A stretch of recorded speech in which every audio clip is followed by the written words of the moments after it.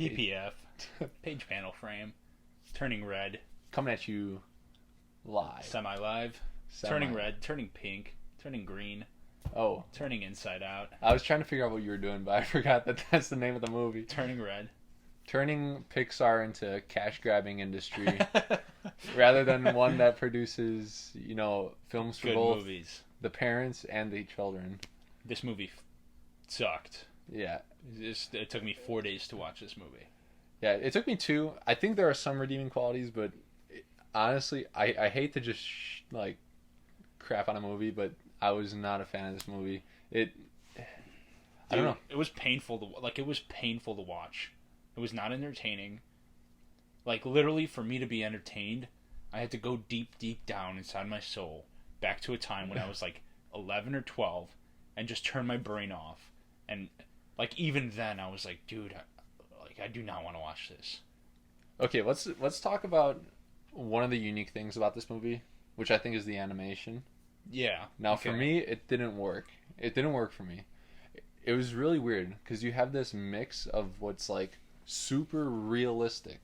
Yeah. If you look at the objects, every object, this is the best animation I've seen of objects.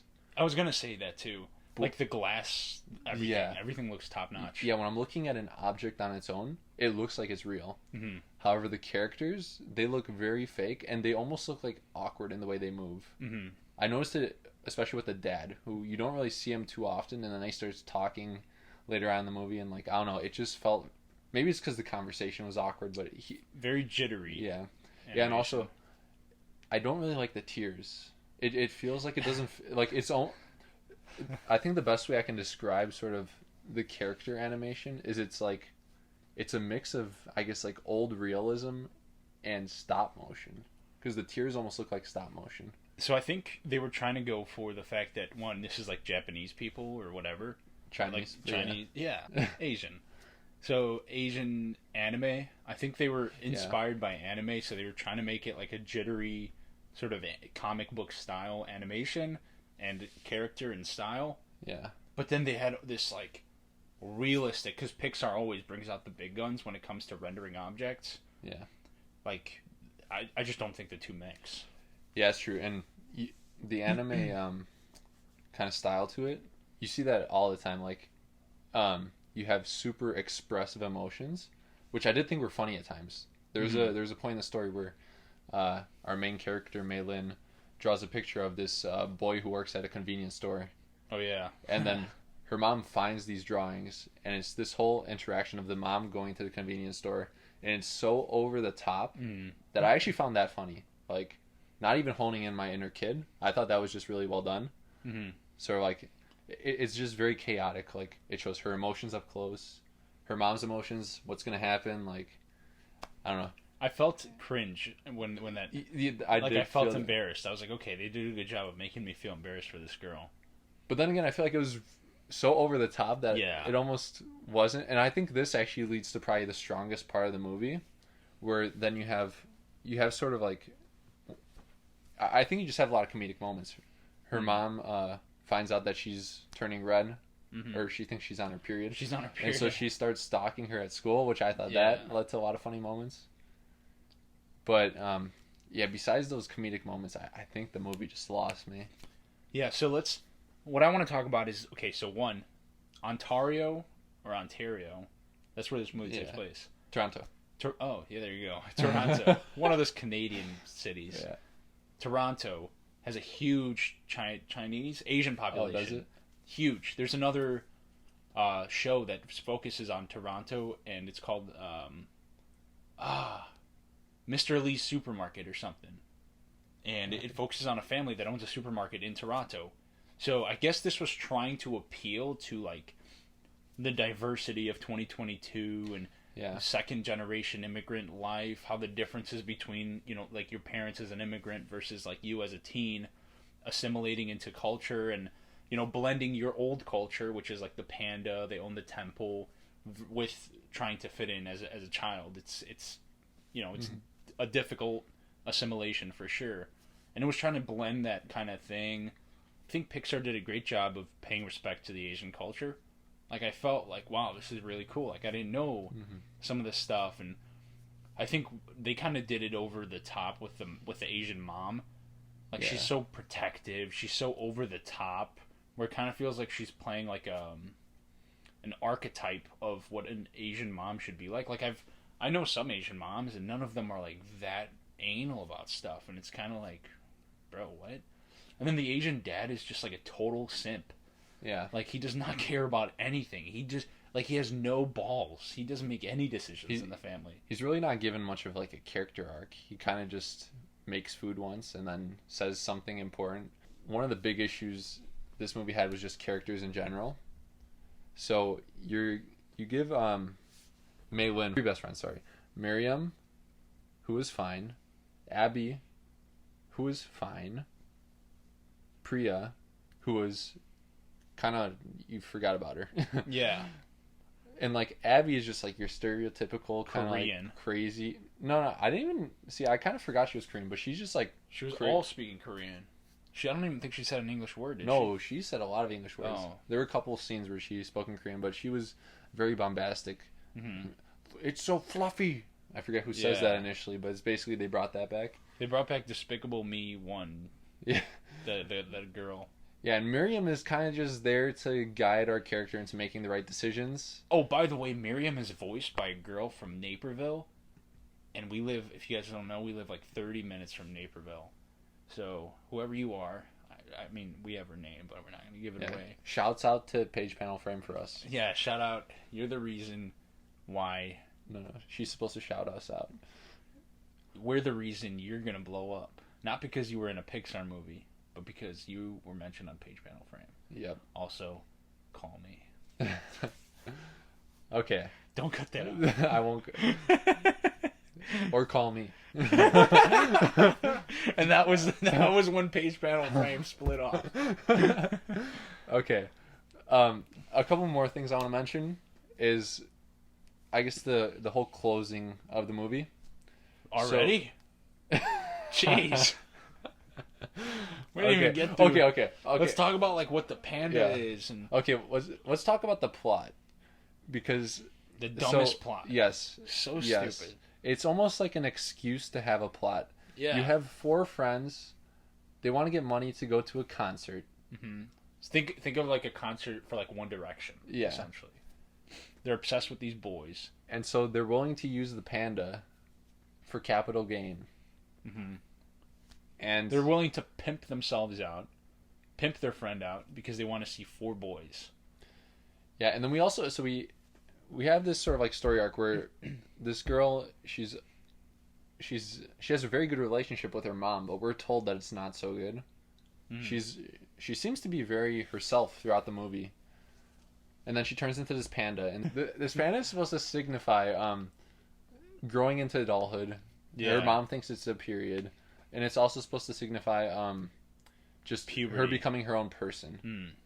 But the thing is, the panda, she just uses the panda for her own capital gain, and I feel like she's not really changing as a person all that much. Right. She just gets red hair, which is like a freaking... Yeah. Everybody dyes their hair nowadays. It feels like a lot of the relationship moments in this movie are just like very cheap, and there's not much emotion behind it. Mm-hmm. Like, I think we're kind of... I think we didn't touch on the fact that like this is a growing of age story, and the panda is meant to signify puberty and growing into your own person, and that's kind of like, it feels like maybe you turn into a big red monster when you go through puberty, and your parents start to not understand you, and you're going through these big changes, and so the red panda is supposed to signify puberty and growing into your own person. But I don't know, dude, they couldn't use something different? They couldn't use something better? Like, the fuck? Yeah, it almost seemed like too nail on the head. Yeah. It's like, because they're making a direct comparison between turning red and a period.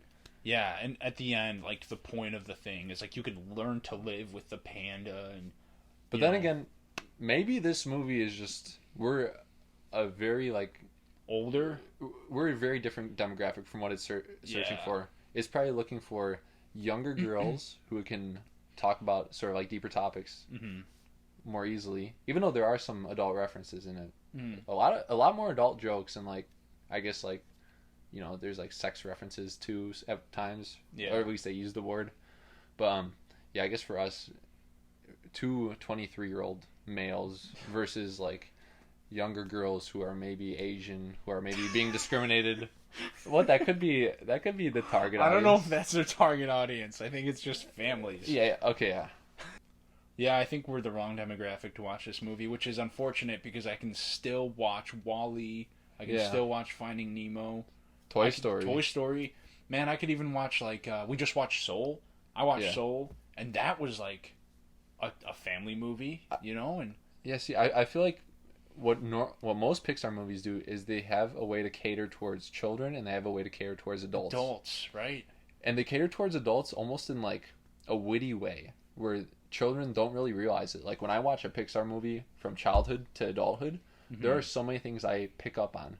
But I feel like this movie, it didn't really have that. This movie was made, like, this was like just an animation movie. Like, it's like a freaking, just another turning the butter movie about some story and plot with pretty pictures. Like, that's it.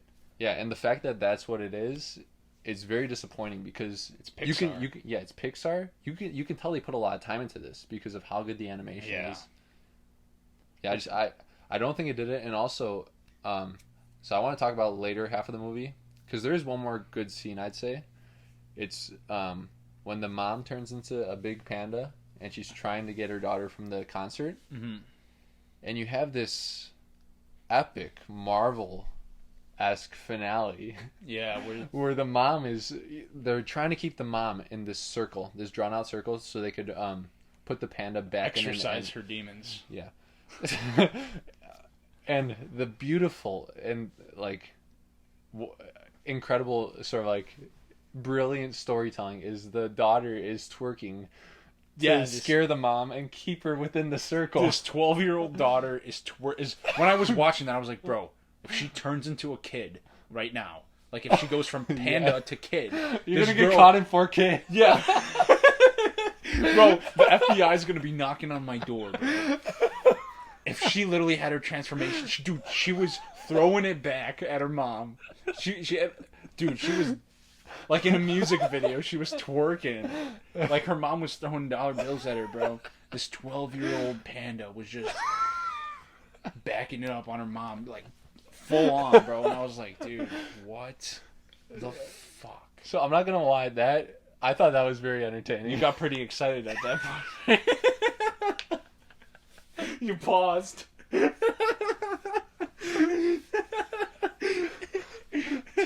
Took a stroll to the nearby petting zoo.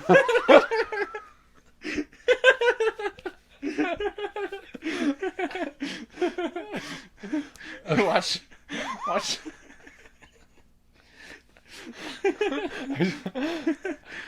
It didn't get my juices flowing enough, so I spliced this scene into National Geographic Animal Planet. I had to replay it a few times.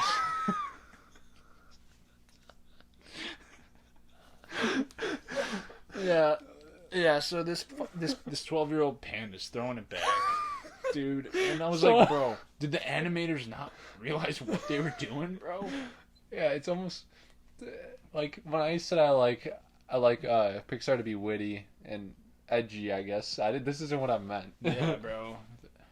I imagine some like incel was like, "Oh, this will be a good animation," and just freaking animated it. Yeah, and then one more thing that I didn't really like is at the very, very end, they just spoon feed you the moral. Like they tell you directly, "Oh, this is why you should pursue your own person, even though it's going to change your relationship with your family. It's going to make you happier." They literally just say for word what the moral is, even though like we should be able to pick up on that. And part of that moral where it's so I guess that change in learning to like that life more, I don't know, I think it's the character relationships. I didn't feel that as strongly. No, there just was nothing to relate to for me here. So do you want to get into scores? Honestly, if they had just shown the panda twerking the entire time, it would have been a better movie. 10 out of 10. That would have been for what it is. Yeah. Yeah. So a score for me as an animation. Okay, if we're talking about Pixar, because that kind of changes things. Yeah. There are some bad Pixar movies, but Like what? I guess Brave. That's one that I don't really consider Pixar. I've never seen that movie. I guess Cars doesn't hold. Some of the Cars movies don't hold up as well. Yeah, but Cars is so successful. It's like one of the highest grossing it's things. what actually made them the most money, I think. But I guess. What do you think? As a Pixar movie, dude, this falls in like the bottom of the bottom. I would say, dude, there's also that Troll movie. I don't know if you saw. Crudes? No, the Troll movie that Pixar released. Troll. Yeah, they're like elves or something. They came out like a year during the pandemic. Oh, Onward. I didn't watch that though. I want to watch that. I want to watch Luca. Luca. Oh yeah, that's the most recent one actually. Really? That's their most recent. So they've actually been putting out a lot of movies. I know. Because I forgot about that. Yeah, Luca the dinosaur one, the good dinosaur. I saw that one. Is it good? That one's pretty good. It's from like 2014 though, so it's not super new. Oh, what? I think. I remember watching it in high school, so it's been some time. Whoa. So as a Pixar movie, I want to see Onward. Oh, Soul? Yeah, dude, they've been churning out movies. Pixar was known for like doing like one movie. I'm used to waiting more than that. I think it's like one every 2-3 years. Yeah, dude, they must have done like 5 movies in the last 2 years. Yeah. Soul, Luca. What about that dead one? The undead. Oh, Coco. I love Coco. Yeah, Coco was good. Yeah. And then but one thing I kind of like this direction of going with unique stories. Because they had like their sequel phase, which I'm not entirely mad at. Finding Dory, it was fine. Incredibles 2, I've been waiting for that movie for like a decade, good. So I was happy with that. Even though I heard on second rewatch a lot of people don't like it as much, but I liked it first time. I think Toy Story 4, wasn't a huge fan of that. It just felt like there was a Toy Story 4? Yeah. Oh, is that when they went to the carnival? Yeah, and there's Sporky. Oh yeah. Oh my gosh. Right? There's a lot of sequels. Jeez. So they had their phase of sequels, but I do like these original stories. I think. Yeah, trying to create a new character. It's almost like we've been there, done that. Let's do something new. Let's try to find that new childhood story that also resonates with adults. And they're cranking up the diversity level. Yeah. They're like, all right, let's throw as many cultures, races, backgrounds, languages, things people haven't seen. Yeah, and they actually go deep into the cultures. Like, I learned a lot about Mexican culture in Coco. Right, Coco. Yeah. I mean, Asians. Yeah. I don't know what Luca's about. It's about a mermaid or something, so you'll learn a lot about the mermaid culture. Maybe he'll throw it back too for us. Yeah, the mermaid will throw it back. Yeah. Oh, Soul is African culture. Oh, or African American culture. Soul, like literal like jazz culture, which is cool. Yeah, they should continue to pursue that, but do it well. Yeah. Like don't give us another Turning Red. Yeah. It blew. I would say like for a Pixar movie, this is the worst Pixar movie I've seen. I've never seen Brave. I haven't seen Onward. I haven't seen Luca. I haven't seen The Good Dinosaur. But this is the worst Pixar movie I've seen. Yes, I've seen a lot of those. And I would actually put it below, I think. Just because rewatchability, this is very low. Yeah. So I don't know. Did you give your score out of 10? Mine's a 3. I was gonna say 2. I was gonna match. Yeah. You're gonna go 2? Yeah. I think it's fair for you to go a little lower. I mean, it took you 4 days. Yeah, dude. I had 4 days of watching this movie. Yeah. And I was not entertained at all. It was like Yeah. See, I saw some redeeming, like those few scenes of comedy. They actually had me laughing a bit. I really like the ending. I cannot stress enough how much I like this ending. Yeah, I know. Or, well, not the very ending. I can feel how much you like this ending. Dang, bro. Yeah. Is it? Oh, sorry. Did I poke you in the leg? Yeah, something just fell to the ground. Okay. Oh, wait. We almost forgot. We were about to sign out without telling them. Subscribe. Donate to my Patreon. To Daniel. Daniel's got an OnlyFans he's starting. Well, just it's coming soon. It's coming soon. You can Kickstarter coming soon too, but you can put money in the Kickstarter for it to start up. Kickstarter for the OnlyFans startup. And then donate to the OnlyFans. I've got big things I'm working on. I've got a... Wait, is there any apps that like they can pay to help us start a Kickstarter? Yeah, so you've got GoFundMe. If you donate to our GoFundMe, we'll start a Kickstarter that allows you to donate to his OnlyFans. He's looking to get breast enlargement surgery, as well as some butt filaments. Yep. So Daniel's gonna be throwing it back. He was inspired by this movie. He wants to turn into one big red panda. Now, me on the other hand, I'm gonna open up a kebab shop. Nice. Yeah, page panel kebab. So I'm gonna start a change.org petition, which will route to my GoFundMe, which allows you to become a Patreon subscriber, and the top 3 Patreon subscribers will be given VIP links to my Kickstarter, and then that Kickstarter will feed directly into his OnlyFans, and the funds that he gets from that OnlyFans page will go indirectly to me. Okay, I hope you guys all followed that. Yes. Because if you didn't, there's only a 24-hour time window for you to start doing this. There's gonna be 42 links in the description below. You have to follow them chronologically, and they have time expirations on them. So please follow the links. Helps us a lot. Yeah. Helps we cannot us a stress how much this helps us. We might not put out a video next week because we need this. We're gonna be busy finding food to feed ourselves. We are desperate. Look, it's not just finding food for ourselves. We need to make kebabs for others as well. That's right. That's right. Wow. Okay. Very good. Yep. Page panel frame. Signing out.